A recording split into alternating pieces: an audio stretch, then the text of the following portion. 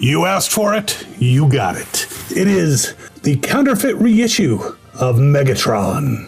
Yes, as a Walther P-38 in a beautiful, beautiful box. Now, I just received this. I bought it from AliExpress, and the shipping way they did it was a little weird, and I'm going to tell you about that. But this is a replica counterfeit reissue of Megatron, which people have been asking for quite some time.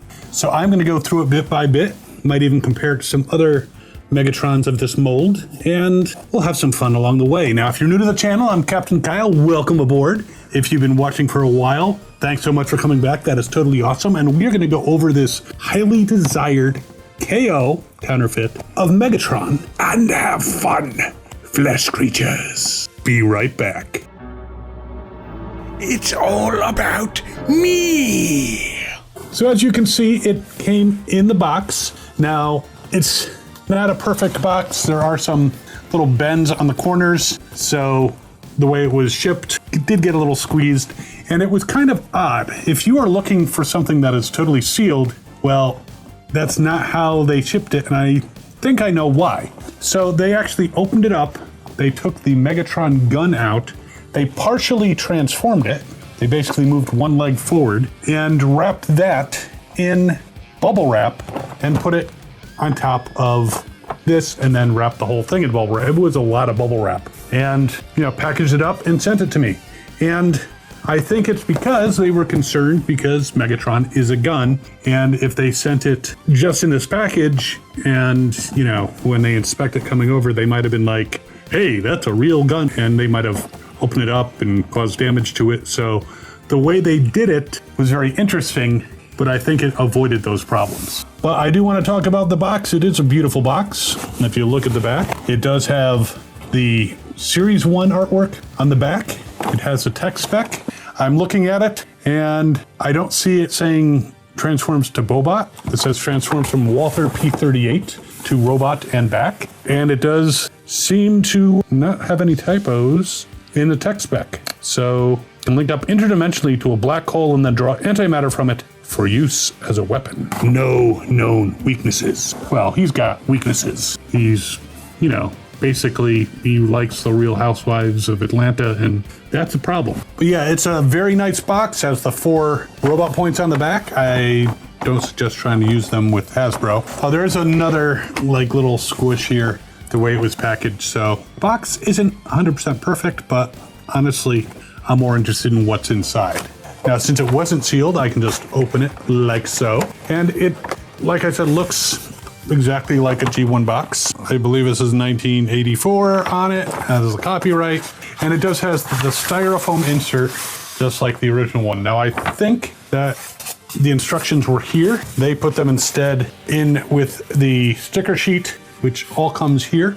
I am not going to put the stickers on right now, and I am going to take a look though in here in a moment just to see, did they include a rub sign? Because the original Megatron that came out, the first ones that they put out, did not have rub signs. That was added later on when they were concerned about counterfeits and knockoffs. So I am not seeing a rub sign. Oh, wait. There it is. It's kind of hard to see.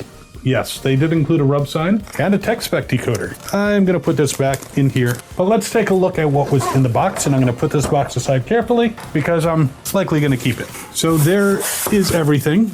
Now, this is the US packaging version. This is not the Japanese one. It does not come with a sword. He does not come with bullets. We will talk about that stuff a little bit later on, but he's got his gun that no one ever uses for him. He's got his scope, aka fusion cannon, and we will check that out thoroughly. It's got his silencer, which is stuck in here a little bit, but there we go. He's got a silencer. It's got a stock. And of course we have the Walther P-38 itself, the gun. Megatron. I am Megatron, and at this range, I never miss. Yeah. You miss so much. Except, unfortunately, during Transformers the movie. So let's zoom in on the gun, which actually can stand, oddly enough. So I'm going to turn it slowly. As you can see, it has no stickers on it. I don't know that he had factory stickers. I think he might have put everything on him. I don't remember offhand, but he is a beautiful, beautiful thing. But is the quality there? That is what we're here to discover. This is Casey Kasem looking at the quality of Megatron. So it does say Walther P-38 on the side. It also apparently says it underneath the attachment that you slide the scope onto. So let's see it in full Megatronish glory. Now this we're putting aside because it had no use in there, but let's slide on the scope, see how that fits, because that is important. Having a little difficulty lining up, but there we go. The scope on there without a problem. We have the silencer, which is a little tight getting on there, but that's fine. Though they actually assembled it upside down. So let's put it the right way. There we go. And then the stock, let's see how that slides on. A little easier than the scope. And there we go. The entire thing. Have to really zoom out to get the full thing in the close-up cam. But yes, there we go. We can definitely use this baby for getting shot. Yeah, don't try to bring it on an airplane. I think this toy is mentioned specifically in guidelines, unless you transform him into robot mode, and probably put him in your check bag anyway. Just hope they don't lose it. But yeah, this looks definitely like the original. Now, it did not come with bullets. I don't know if the actual mechanism would work or not. I'm gonna take everything off just in case it does. And I happen to have right over here a Megatron bullet. I'm gonna pop it in because the bullets load in the top. I'm going to zoom in just so you can see where that bullet is. I think this bullet is from the Megatron that came in the 2-pack with Dark of the Moon Megatron, the replica of the Goodbye Megatron. But if we pull the trigger, no, it will not fire. You can't hear the click. It doesn't have the mechanism in there, which is pretty much what the US one had. So hopefully I'll be able to extract this bullet, which I can. But yeah, so the bullet mechanism does not work. But he's still a fine representation of Megatron. How often are you going to shoot those bullets anyway? It was cool to see that the Japanese one had that capability. But honestly, I think I shot a bullet once or twice and then I was like, okay, we're going to put these away. All right, so there's not too much more that we can talk about with the gun other than, you know, it feels fine. So the real thing is, how does it transform? How does it look as Megatron? And is the quality there? I will actually go through the transformation. I know how to transform Megatron very well. So I'm going to pull out his toes first, and we're going to pull down on the legs a little bit. I mean, you can do it in a number of different orders. So the legs come apart, and they separate, and they move forward. So this is what it looked like in the packaging. They wrapped it up, but they can look at this and see that it's not a real gun. So let's pull his legs fully out. Feels nice and stiff, so shouldn't be collapsing. Shouldn't be like a loose version of Megatron. Gonna pull back the head, and the head looks fine. We're gonna separate the arms. So it's a little tight together. So tight, in fact, I think I will use a spudger to try to pop them apart. There. They are popped apart and separate. Separate. Sorry, Voltron reference. So you put them out like so. Now, I'll show you the official way you're supposed to transform it, and then I'll show you my way, which I did before in the other video, but if you didn't see it, you can't say I left it out. And if you did see the other video, just enjoy it again, all right? Sheesh. Now, this feels a little tight coming up. This chest piece is supposed to slide up, and it is tight, which is not a horrible thing, but now it is up. This barrel goes backwards, and you turn this whole assembly. Okay, so I pushed this forward a little bit more, and this piece came out, this little metal pin. So not happy about that. I'm gonna have to see if I can determine where that pin was, and I think I see where it came out. It actually is in the joint here. So I put it back in, it's staying for the moment, but if you get one and that pin comes loose, I would suggest putting maybe, I don't know, coat it with a little bit of clear nail polish, let it dry, stick it in there so it stays better. But okay, the legs come forward, the head comes forward. Let's move the arms a little bit so we can push him into place, and that should pop pretty much into place. The metal crossbeam kind of goes into this gap here. You push forward on the inner tabs, the fists there,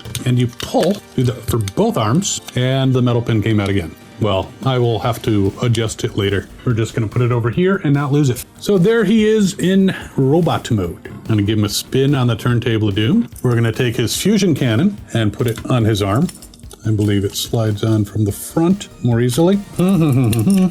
Now you'll notice he just kind of flipped backwards while I'm doing this. So yeah, he's not staying quite as much as I would like in this mode. But if you stand him up, you know, and gravity's not being a bitch, he's fine. So there he is with his fusion cannon. Very shiny chrome. He feels very die-cast. Again, I'm going to have to do something about that pin coming out, and that is definitely a minus, but I mean, if that's the only problem with it, then that's kind of good. All right, let's go over some posability. Jean-Claude Van Damme, you kidding me? It's G1, there's no way. Now, the leg can kick forward, no kicking back, and you can spread the hips a little bit, show off his red inner legs. No ankle swivels, of course. Now, the arms can go all the way around. There's no swivel, no turning of the fist, no turning of the head, no twisting at the waist. That is pretty much the extent of his posability. That was easy. Now, I do note that, and this happened with the original Megatron, you know, you're basically hitting that, though I'm gonna verify that. Now, the way I prefer to have him transformed is I like to take the barrel in the back, which there's still a screw in there, and push it up his back so he's more like the cartoon version and later on in the comic version of Megatron. So he's got the barrel going up his back.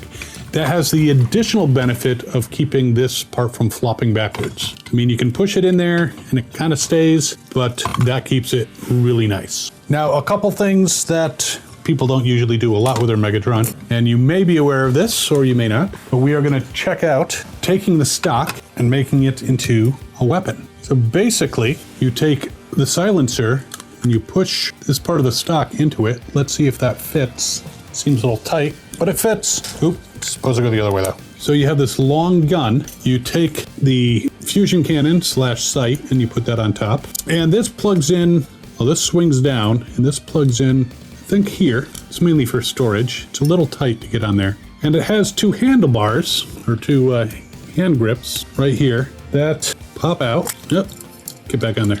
Scope wanted to come off, and it did. It has these two handles that you can pop out. And then you take the entire assembly and you put it on this tripod. And then Megatron, with the holes on the inside of his hands, could actually use this as a cannon. So that is an extra weapon that, well, I mean, you could put the heart of Cybertron in it. And, you know, it could be a cannon that he kind of used. It doesn't really look like that cannon, but there it is. So there is Megatron. Now, he's a regular size Megatron. He's about 6.5 inches tall. And I'll put his fusion cannon back on him. Now we're going to test out his gun that no one ever uses. And I think the more that you use the slide on the scope as his fusion cannon, you know, the easier it will be, but it doesn't look like it's going to come off. So the gun has a side post that is supposed to go into his hand. Let's see how it fits. And it would appear that it is too loose to hold the gun. So that is a shame. Not that you would use this gun anyway, but that is definitely a minus. I am curious. We borrowed a sword from somebody. Could he hold the sword? Apparently he can hold the sword. So it may be that when they made this piece, they just made the post a little too small.